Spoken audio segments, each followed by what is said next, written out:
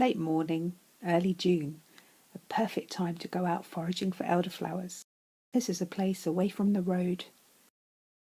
Here's a beautiful example of an elder.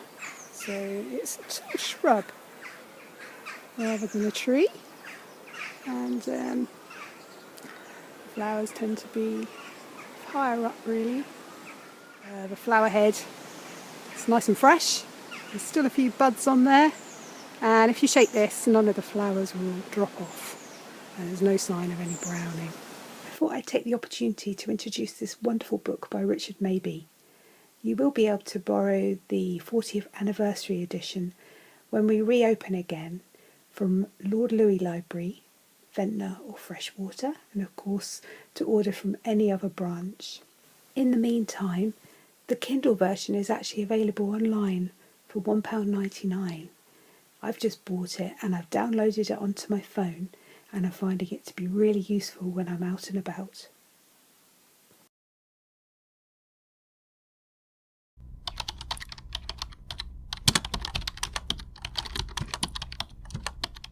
So you basically make a sugar syrup on the hob, and for every litre of water you use about a kilo of sugar. I've used granulated sugar. A lot of recipes say to use caster, but it's a lot more expensive, and I think once it's dissolved it's pretty much the same thing. So per litre it's 2 lemons. In this instance I've just used the one, and I have extracted the juice from half and sliced the other half. I've also used a potato peeler to take the zest off the lemon. Because I'm not using citric acid, I'm going to bring it to the boil gently to dissolve the sugar. Now I've decided to experiment with this batch. I looked on the BBC Food website, and Mary Berry has a lovely little video there on how to make elderflower cordial.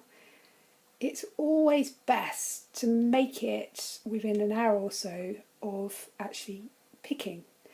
But if you can't, she's saying that you can put it in the freezer and then add it to the syrup when you're ready. So I've been freezing this overnight. I froze it after I picked it.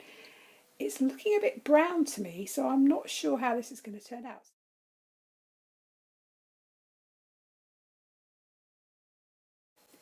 Okay, so I've stirred in the flowers. Wow, they're not as fragrant as when I usually do it with the fresh flowers, but we will see. So all I need to do after this stage is leave them. This is just such an easy recipe. It's the best. Yeah, stick on the lid. So I have some mixture here that's been infusing for about 24 hours. So, ta-da! Wow, the smell is unbelievable. Wow, that's beautiful. I've got here a bowl with a sieve on top with some cotton muslin, and so right, time to pour this rather heavy pot mixture into the sieve. Oops, there it goes. Right, fabulous. Okay, this is just a little batch. So most of that seems to have gone through already, most of the liquid, but there's still some left over in all of that lovely mush of flowers and lemon. So I'm just going to take the rest and I'm going to press it. So it's going to be an elderflower presse, I think. So yeah, give that a big old squeeze. Getting as much of that beautiful infusion into the bowl. There. Oh, I really wish this was smell-o-vision. It's absolutely lovely.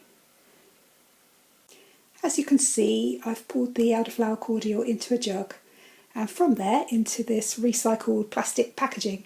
Now these little compartments used to hold dates, but now they're holding elderflower cordial, perfect little portion size amounts that will go into my freezer for whenever.